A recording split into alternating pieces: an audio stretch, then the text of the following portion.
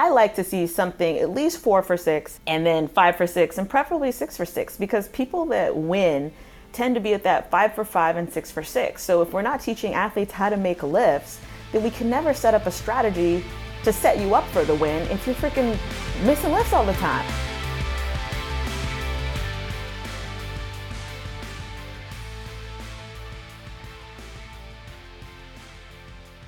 Hello and welcome to the O-Lift Podcast, where we discuss educational and relevant topics about Olympic weightlifting.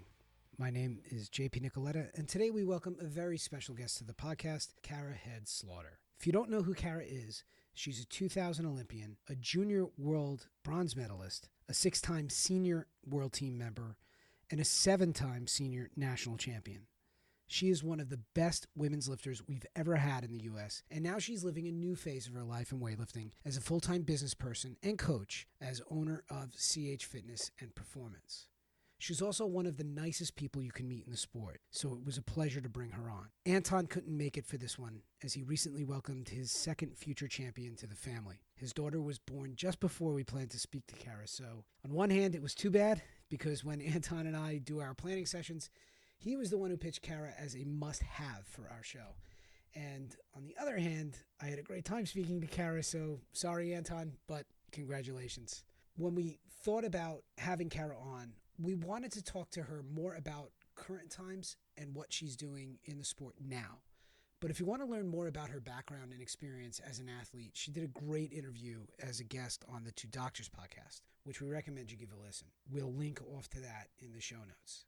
We discuss a variety of topics, from being a team manager and some of the stuff that she had going over the summer, and how she's approaching coaching in the modern era as opposed to when we started in the sport, and blending what she learned as an athlete then to what athletes need today. So this was one of my absolute favorite discussions, and I'm so glad Cara took the time to come on the show. We hope you enjoyed the discussion with Cara Heads-Slaughter as well. As always, Anton and I will be back with more episodes in the near future, and we also have some exciting news that we're going to share about O-Lift and some changes that we'll be making. So stay tuned for that.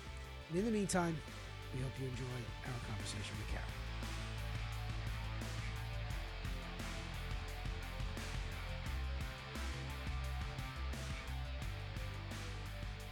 All right, Cara, thank you for taking some time to come do this. We mentioned, or Anton actually couldn't make it. Congrats to him. He just had another little one, so he is currently changing diapers instead of speaking to you. I'm sure there's no insult with that. No, it's good to be here with you, and I understand. I'll be catching Anton at the next competition. You've had a great history as a competitor. I know that there's a lot of stuff that you've got going on now, and I wanted to talk a little bit about that, but particularly you've had a fun summer. I think you've had a lot of stuff going on this summer. So tell me a little bit about the Pan Ams and how you got selected to be team manager and what you thought about the experience down there in Miami. You know, I was asked to do the position, and, you know, I was excited about it. Having been an athlete on Pan Am teams and world teams and one Olympic team, I was excited to fill that role. And having known, even before the competition, a lot of the athletes and coaches, it just felt like a good fit, you know, and I was excited to help, excited to serve. For me, you know, my daily business of coaching involves so many tasks that are required in that role as team leader. And then also when I'm, you know, taking my team to local meets or regional meets or national meets, I'm doing what was asked then of a team leader. So it's seemed pretty natural. There's a lot of coordination with that. Are you traveling as a group, or are you just telling everybody, hey, Grand Rapids this weekend in September, book flights, be there at these times? Or how involved are you? Because, I mean, that's a good example. You took a bunch of people to the AO3. Is that a group trip, or is it everyone? Everyone's getting there on their own in terms of booking their flights and stuff. You know, for Pan Am's, the office takes care of flights, except, you know, in the case of Kathleen, who I think there was a storm or something, and she was flying through Chicago, and she got stuck, and she was stuck in the airport, and her flight was delayed to like 11 o'clock, and then like 2 o'clock in the morning, and then she was overnight. She had to stay at a hotel, and then she came in the next morning. Something like that, obviously you're staying with an athlete, getting those updates, figuring out what do we need to do, what flight we need to get on. But generally speaking, those things are taken care of by the national office for international teams. And then personally for my teams, the athletes manage those. But once they get there, everything from before the competition to once they get there, I'm coordinating that. You were obviously on a bunch of teams that you mentioned. Or now that you served as the actual team leader of an international competition, do you have a new respect for the people that you were probably torturing back then? Or you know what? I was easy. I think, well, wait a minute. Maybe we should ask other people.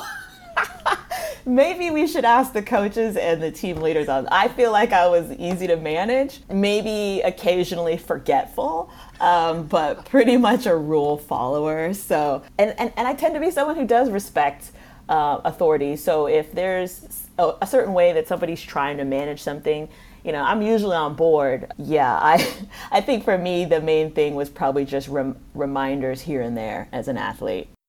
There were some curveballs, I think, thrown at you, and I think this happens at every meet, right? Every international meet, certainly there were some curveballs, things that you didn't expect to happen. You mentioned Kathleen with her travel, but even on the ground there, we had, I think, a very experienced team for Pan Ams in particular that probably helped make things easier for you. But, there were things that were changing quite a bit, particularly with the training hall, training times. Were you noticing some hair standing up on the back of some of the lifters' neck? Did you have to do a little bit of calming people down, or were the athletes down there pretty capable of rolling with stuff?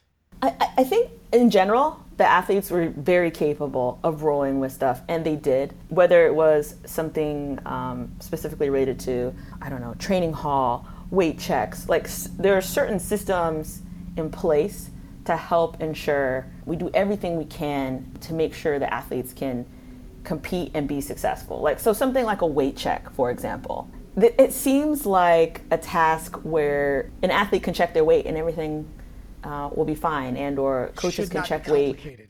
Should not be complicated, but and at that level, I think athletes know the importance of weight checks. But the reason you do a weight check is to catch surprises, like surprise, you're a little heavier than we thought you were going to be, right? So weight checks, for example, are like one of the things I was doing, and just having had experience before that with athletes that are trying to manage weight, and there is no advantage to being light now, right? So really, everyone's sitting at the top of their weight class intentionally. So you just want to manage that.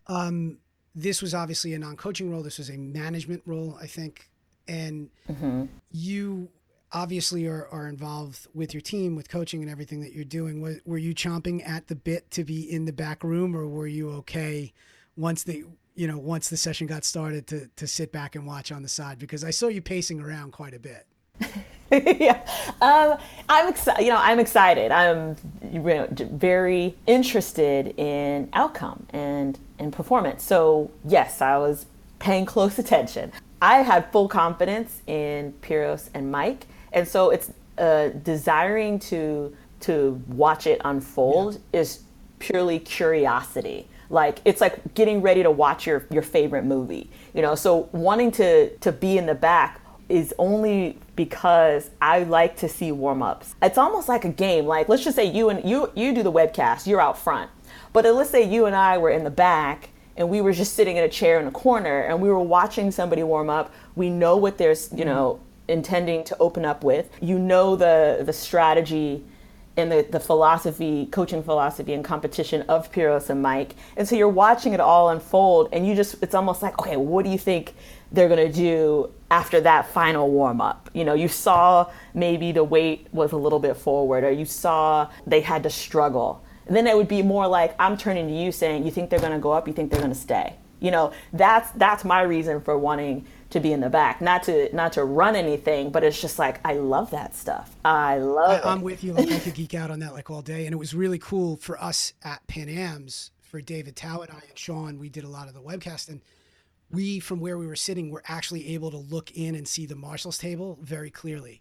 And we could see the revenue. Okay. So there, when coaches were lingering around the table, when something was going on, we could tell, or we could sniff it out kind of quickly. So I half got to see some of that. What I didn't get to see was the warm-up progress and see how lifters were doing in the back. But it's weird how I think only nerdy weightlifters or nerdy weightlifter types could appreciate how much is going on with nothing actually happening to the visible eye, right? But yes, I enjoy that exactly. a lot too. Yeah, and in the team leader position does not include coaching in the back. Like it's separate. Like it is a role where you're helping coaches and athletes in managing the needs of coaches and athletes. It is not in any way a coaching role, or are you set up to be back there to be on the board or anything like that. So that's not what it's for. That's just me, like you said, geeking out, like, ooh, what's going to happen next? That's where I come alive. I love that stuff. All right. So transition now to the other thing that I think was cool for you this summer was that recently you were elected to the coaching committee. So now this is coaching related stuff. I think I'd have to go back and check it. I think that you're the first woman elected to the USAW coaching committee. I'm not sure that there's a set agenda yet for what you're going to be working on or covering, but tell me about why you wanted to be on there and what your thoughts about being on that committee as a coach now to help influence things and where that's going to go. Yes, our first meeting is going to be in Anaheim at the American Open, and so I haven't been briefed on the current priorities yet for that the committee has. But in terms of my interest in participating, it has to do with the fact that I've been an athlete and I'm now coaching full time. I run a coaching business. I teach level 1 courses. I teach a 12-week coaches academy that includes instruction over the course of 6 weeks plus live coaching under observation with athletes. For those coaches are coaching under my observation with athletes for 6 weeks. I teach a 6-week technique class. I'm coaching, my business serves not only athletes in terms of helping them perform as well as they can, but training coaches. And so it made sense that I would try to participate in a committee that helps inform, how we're moving forward in terms of coaching education. Talk a little bit about the coaching academy, because that's a different word, or that's a different option that I think is out there in the world from other places. I mean, the USAW itself has been in the business of coaching coaches through the certification program, level 1, level 2, USAW courses. You're now doing, it's not an internship. You like using the word academy, but talk a little bit about the structure, who's eligible to be in that, and what you're keying in on with that 6-week program.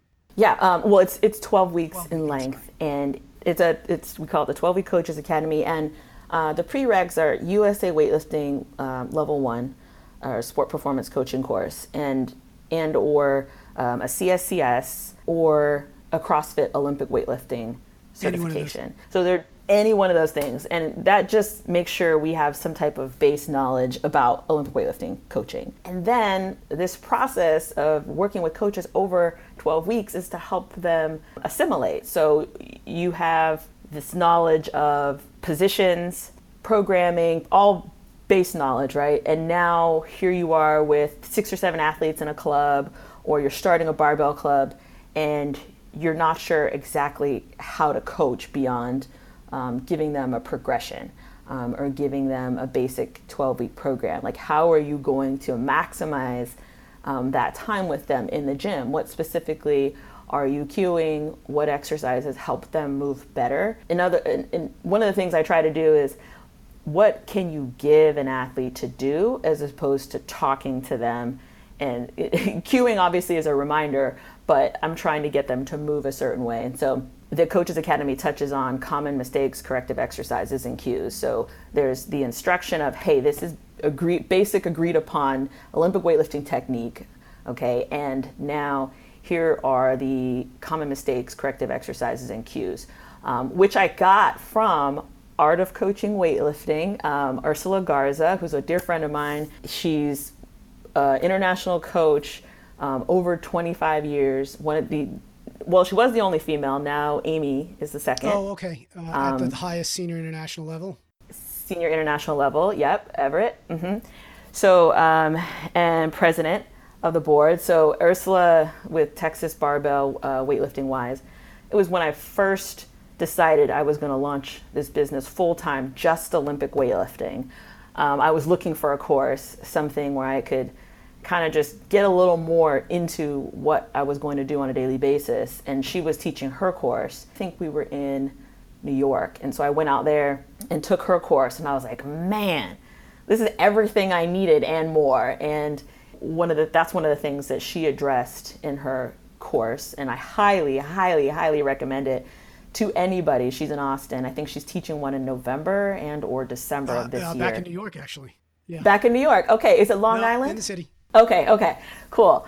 Yeah. So I took that and I was like, got it. And I just ran with that. And of course, because she's a friend, I can refer and check in and ask her. But in any case, that's where I got the idea to do this in my Coaches Academy over time. At the end of the day, because I was doing this business full time, I could create something where I could go work with coaches for an extended period of time as opposed to a weekend. The thing that I take away from that when I hear it is sort of real life application. Okay, you've got a foundation, yes. You've got a structure, here's how to actually apply it. So that's a great concept and very similar to her, I think, her meaning Ursula. The closest thing that came to mind was like sort of the Bob Takano internship idea. And you're something yes. of a blend of those things. But when you talk about coaching style and what you've evolved and what you've developed or the stuff that you're teaching in this course, you're not reinventing agreed upon weightlifting technique necessarily, but where do you draw your, I guess, foundation or your principles as a coach? Like, where do you draw from? Who are the people that you look back to, and what are some of the kind of key things that you've taken away from others to help mold your style? Basically, I mean, it's a synthesis of what I've learned from, Tony Chiarelli, who's coached Olympians, weightlifters, and then obviously me, and then Olympian throwers. So Tony Chiarelli, followed by Michael Cohen, an Olympian himself, who's coached several Olympic weightlifters, followed by Bob Morris, who has his resume of Olympians he's coached, and then Kyle Pierce, who has the only 3-time U.S. Olympian male, and that was Kendrick Ferris. Unless Tommy Kono. Wait a minute. Was Kono a 3-time? Kono was a 3-time, yes. Yeah, okay. Ooh, had to catch myself there. But Kyle Pierce coached Kendrick, and then he coached me as well. And so, of course, they all have different styles. And I sort of downloaded from them in watching not just how they worked with me, but obviously how they work with other athletes. And I think my style is more probably a blend of my personality, like who I am as a person, and my experience with them. And so I show respect and I demand respect. I expect people to respect the other athletes in the room as well. I'm also I'm a friendly, approachable person. And so I feel as though people can approach me to ask me for help. And I do want my coaching to be accessible. And I've kind of tried to arrange that with everything from price point to the times I make myself available to help with people, to help people with their lifting. And also, I'm a passionate and intense person. I can be very intense when I'm coaching athletes and demand a lot of athletes because I demanded a lot of myself. And so holding athletes accountable is something that I think is necessary. I saw them do it with me, and it was successful. And I think all elite athletes have to have some level of accountability because there is work that needs to be done when you don't feel like it, so yeah. That's a good point. And that will kind of bridge into the term that Anton and I have used in the past. Anton really likes the term bridge athletes, and he lumps us into that sort of person. And what he means by that, or what we mean by that, is we talk about people who were involved in the sport with, or came up in the sport under like an old school guard of coaches. And the ones that you mentioned there, Cohen, Morris, absolutely as examples, absolutely Kyle, they live in what we feel is like that old school, before weightlifting was CrossFit famous world. And you lifted in that era, but now you're coaching in this one, and you're younger, obviously, and you're now bridging the gap from that old school to that newer athlete of today, whatever their background may be. And we think that there's a difference, right? So we get it, what people experience now and look for now.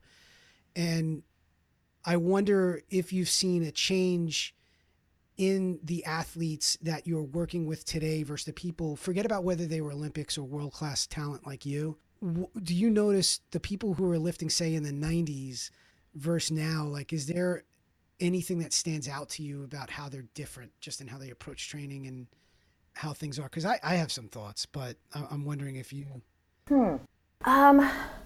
There's a certain, I think there are a lot more similarities than differences when you look at athletes that excel. And I'm thinking right now of some of our Olympians, whether you're talking about like a Sarah Robles or a Jenny Arthur, I see a lot of things in them that I saw in, Tara Knott and Robin and Oscar and Shane. It's really a focus and a full attention to what they're doing. And I think knowing all of them, kind of past and then the current talent in the US right now, I see a lot of similarities.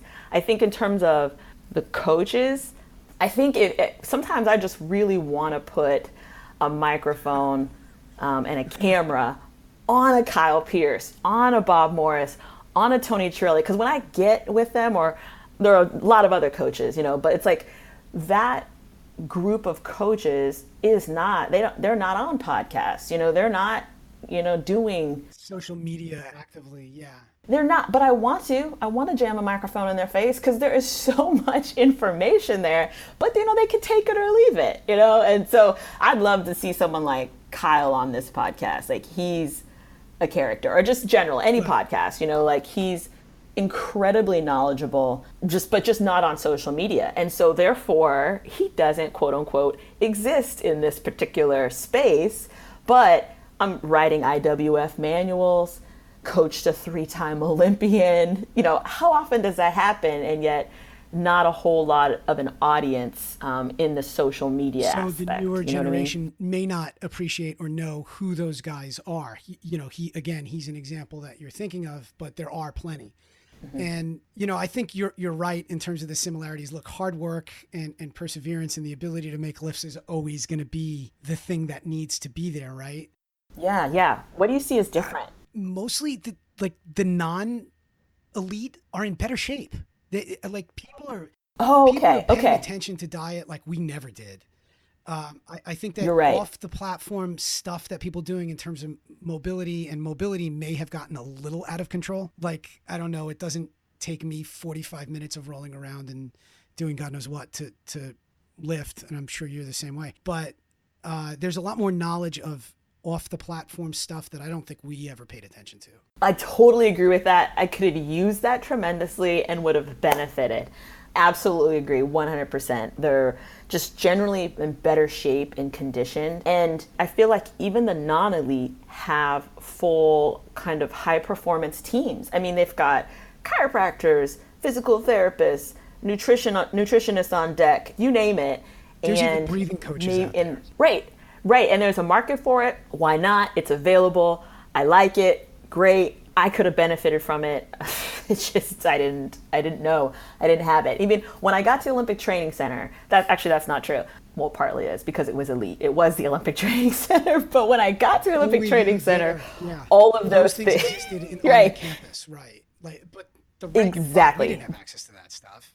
Or something like that. Yeah, like now you can get the nutritionist that's working with, CJ Cummings. You can just pay, or at least get the model of it. Yeah, it's available. And where before, I was going to see a sports psych at the Olympic Training Center, but that group of specialists and people who I called, I was creating Team Cara, like all these people make me go, they make me work, and they were not available to the general public. So the area that I've struggled with in the new era, if you want to call it that, is the idea of remote coaching and remote training. And I still have a feeling of the remote thing not fully making sense to me. But from a business perspective, there's a market for it. There are people who want it. There are a lot of people who are serving the need.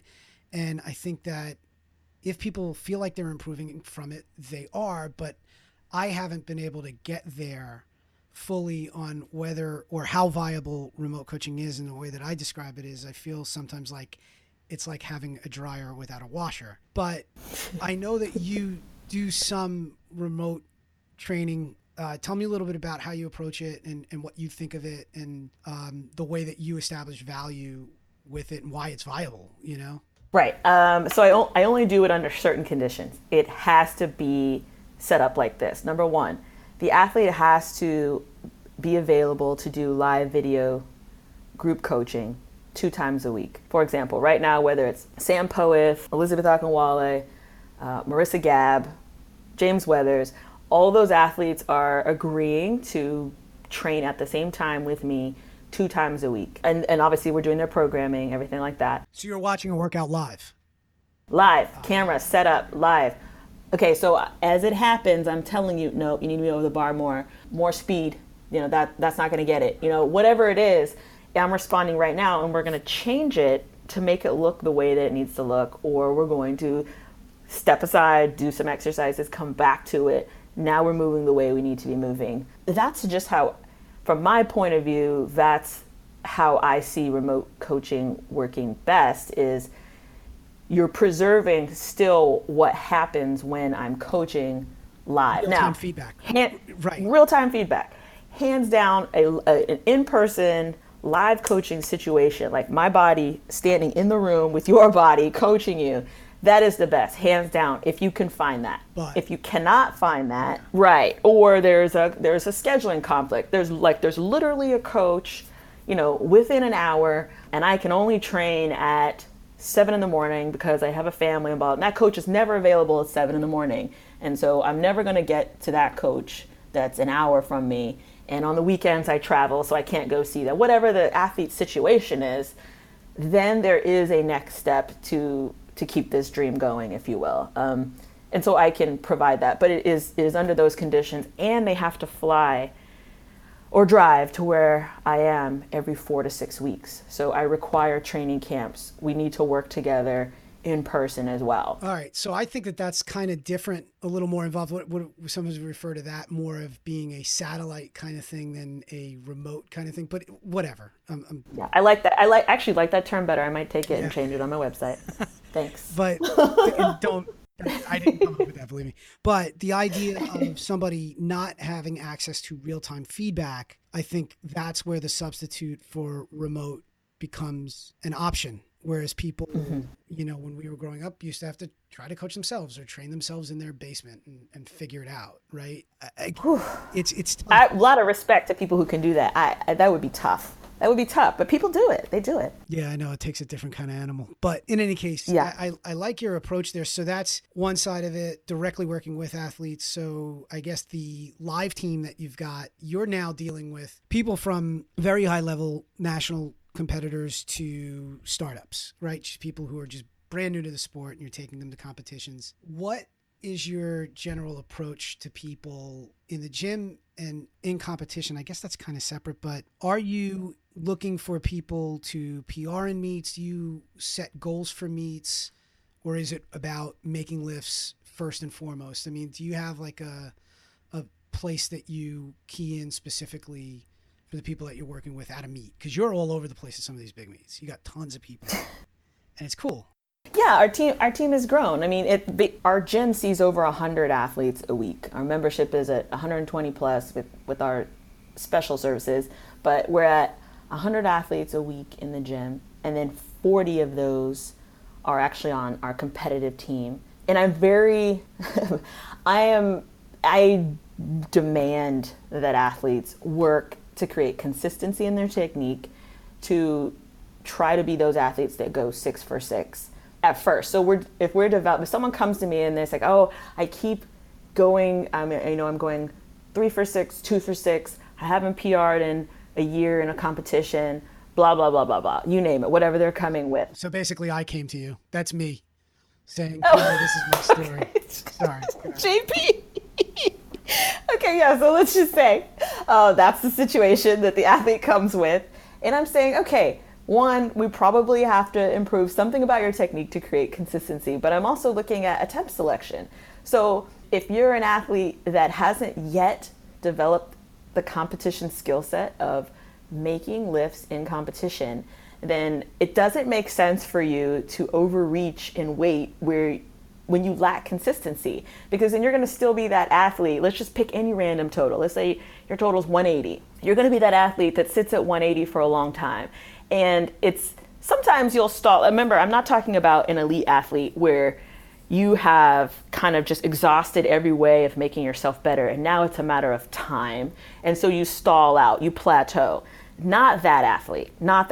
I'm talking about someone inside of maybe anywhere from 2 to 5 years, but it's hard to say that now because on case-by-case basis, there's just different situations. Yeah, but somebody generally who's got like 10 or less competitions under their belt, right?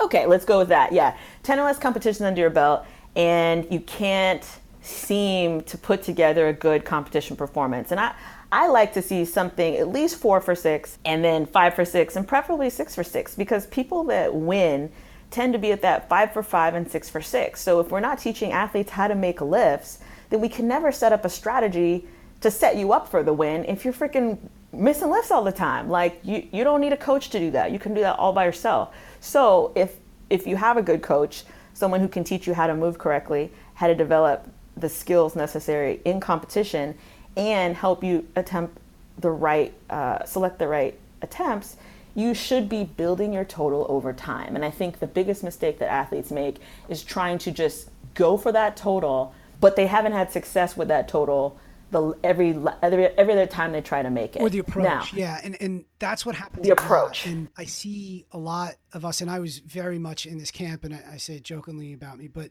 my view of competitions for so long was that, look, I only get to do this 3 or 4 times a year. I'm ready. I want to go big.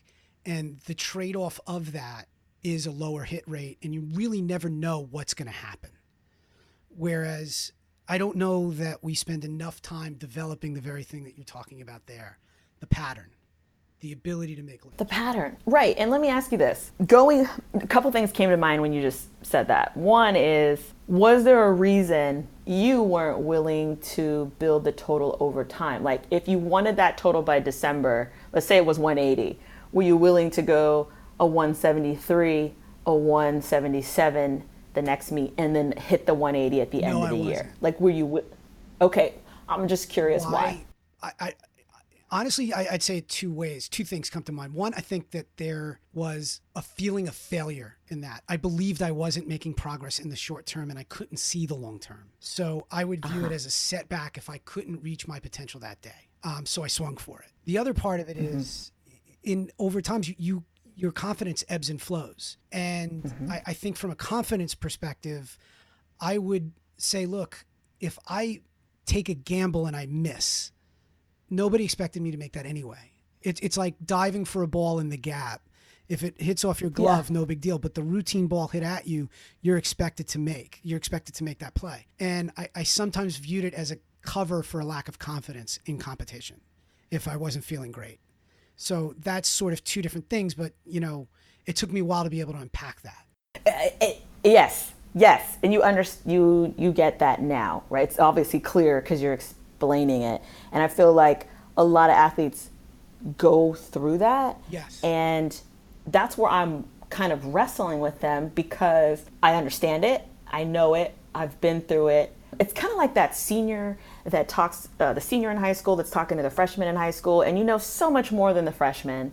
And you're like, look, here's how you got to do this thing if you want to be successful in high school. And the freshman's like, nah, man, I got it. And you're like, okay, let's see how that goes, right? And so I'm sitting here kind of honestly as an Olympian, more than a senior, right, in a high school. But let's say I'm a professor in college and I'm talking to a freshman in high school, and I'm literally wrestling with people who are like, no, man, I gotta go big. It means this. And I ask them the question. I say, what on earth does this mean to you? It means something greater. But what I'm trying to tell you is I will land you farther than what you think if you walk this path, if you do it like this.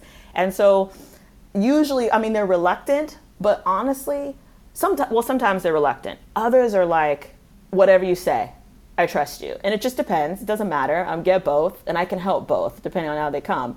But usually what I'm trying to do is say, or what we end up discovering is at the end of the day, people want success. I mean, tell me if I'm wrong on this, JP, because I trust your opinion. At the end of the day, if somebody said they wanted a 180 in total, and they make one snatch and they make one clean and jerk, but I land them at 178, 6 for 6, competition PR total, not 180, PR total. One, they're successful, they're happy, now they have confidence, and we are now talking about a 182 total. Yeah, I mean, but I had to wrestle with them all the way to the 178. Because they wanted the 180, right? I think they'll still go home happy. You know what I mean? Because there have been those meets where, no, it's not what I wanted to do, but you'd be an idiot if you can't see all the positive that just happened in that scenario. That's somebody who's got more stuff to deal with. So yeah, I think ultimately what you described there, even if I was fighting you about that, which I'm sure I would have, I'd still be able to see the win, I think. Yes. I mean, a 6 for 6 PR total, confidence. Now you're like, you got wind in your sails. We're using you. This is honestly anyone. I mean, really, anyone that has the issue. You got wind in your sails. We're talking about 182, and we're going to go to work on something about that jerk, you know, that like you just made the last one. You almost missed it, but you made it. You had to fight. You feel like you've had success. That's what I love to create for athletes. I love to create that. Put the wind in their sails. Let's go actually farther than you thought, but please stop wrestling with me in the beginning, or just give me a chance to show you I can take you better. Which is to me, sometimes it's interesting to sit back and watch it all, because a lot of times they're seeking me out because I'm an Olympian, which has some type of implied knowledge about how to be successful in the sport, right? Doesn't mean it's true. It just means she probably knows a little something about how to do this. And yet they're fighting, and they're fighting with me. And so I'm saying to myself, this means something. I think you think this means something about you. Like, if you can't have this right now, it says something about you. And what I'm saying is we can stage this out and get you farther. I love that. I think that's great. So I guess the place to go from here, Cara, I mean, this was good stuff, everything that we hit here. This was a lot of fun having this conversation. Where is the best place to find you for anyone who's interested in learning more about your programs and everything that you're doing? Yep. Head on over to my website, CH for my Cara, and then my maiden name was Heads, chfitnessandperformance.com. All the information's on the website. On social media, our weightlifting club is CHFP Weightlifting, CHFP Weightlifting on Instagram. My personal Instagram is Cara Heads-Slaughter. My married name is Slaughter. And yeah, that's where I am. All right. Well, I know we will be seeing you at a major meet soon, and good luck with your team and everything that you've been doing. So we will speak soon. Thanks again. Thank you. Awesome. Thank you, JP.